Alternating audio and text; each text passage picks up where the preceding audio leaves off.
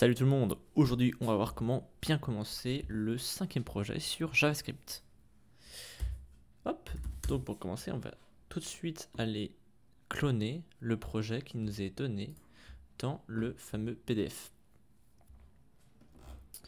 On va trouver ce projet tout à la fin du PDF, voilà, on a un repository, c'est super, il est juste là. Et ensuite quand on va dans code, on peut aller copier ce lien HTTPS. Ensuite, il va falloir ouvrir votre terminal. Personnellement, j'ai Windows Terminal, mais sinon vous pouvez ouvrir le PowerShell. J'ai ouvert la mauvaise chose. PowerShell ou le command prompt. Donc, si on tape CMD, voilà, sur Windows, c'est la même chose, toutes ces fenêtres. Enfin, c'est pas la même chose, mais pratiquement. Donc, moi, j'ouvre le terminal Windows. Installable sur le Windows Store si vous êtes intéressé. Et au final, tout ce que ça fait, c'est que ça m'ouvre un Windows PowerShell. Donc voilà, ça ne change rien. Et je peux du coup clone mon projet avec un git clone. Moi, je vais le mettre sur le desktop. Je vais peut-être créer un fichier avec mkdir. Je vais faire p5. Voilà. Et je vais aller dedans mon fichier P5 parce qu'il va nous falloir et le back et le front séparés, c'est mieux pour être organisé.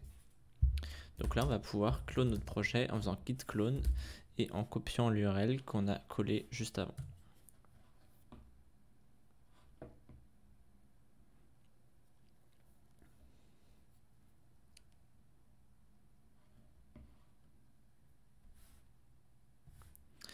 Voilà, je l'ai cloné. Maintenant je peux aller sur mon bureau,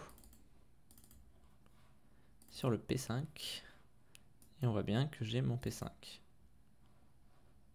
Donc je peux l'appeler, je peux le renommer, je vais l'appeler backend parce qu'on vient de télécharger du coup le backend. Hop. Je vais l'ouvrir avec Visual Studio Code.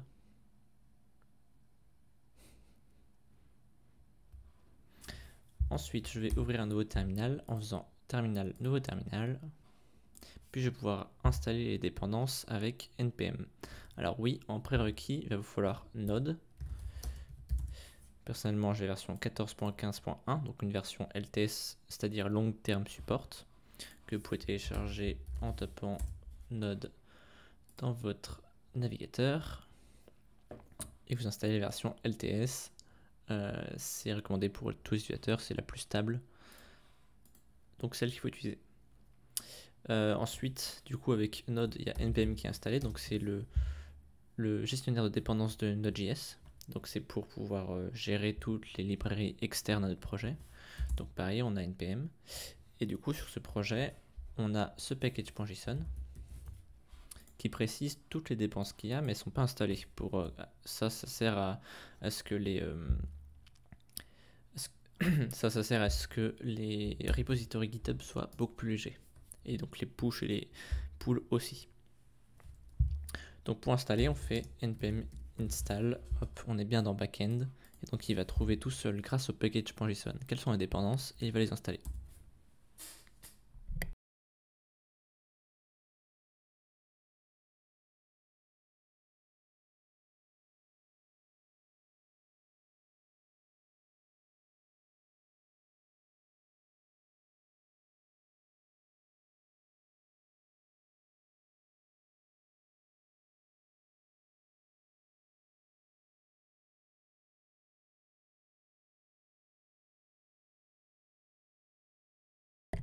Voilà, c'est installé. Donc une fois que c'est installé, il va nous falloir lancer le backend. Donc pour ce faire, on a un script. Ah, on n'a pas de script, j'ai rien dit. Du coup, il va falloir faire node server.js. Donc là, on dit à Node.js de lancer le fichier server.js qui est le fichier d'entrée pour lancer le serveur. Et normalement, il va écouter sur le port 3000 et il dit qu'il est connecté à MongoDB Atlas. Donc ça, c'est parfait, c'est exactement ce qu'on veut. Donc une fois que c'est fait, on peut y accéder en faisant localhost 3000. Et ça marche bien, même s'il y a une erreur parce qu'on n'est pas sur une URL valide. Alors, par exemple, si on va dans /apis/tediz, cette fois-ci, on a bien notre JSON qui est retourné on voit bien que notre application backend marche parfaitement. Ensuite, du coup, pour votre projet, ce que je vous conseille, c'est d'aller dans votre P5 et de créer un nouveau fichier front-end.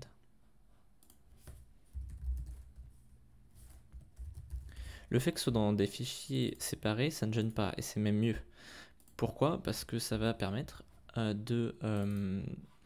d'organiser mieux votre projet et de séparer ce que vous ne faites pas, c'est-à-dire le back-end, et ce que vous faites, le front-end. La seule relation qu'il va y avoir entre les deux, c'est l'API que vous allez pouvoir appeler via fetch ou XML HTTP request en JavaScript. Donc ici, vous pouvez créer tous vos fichiers HTML simple, vous pouvez utiliser un framework CSS ou du CSS basique ou Sass, comme vous voulez. Et moi, ce que je vous conseille, c'est de faire un JavaScript par page, mais d'autres préfèrent faire différemment. Vous faites ce que vous voulez, tant que ça, vous le comprenez. Qu'est-ce que je pourrais vous dire de plus pour ce projet? Pas grand-chose, ça me semble bien. Je pense qu'on va pouvoir arrêter là. Je vous souhaite bonne chance pour votre projet. À plus.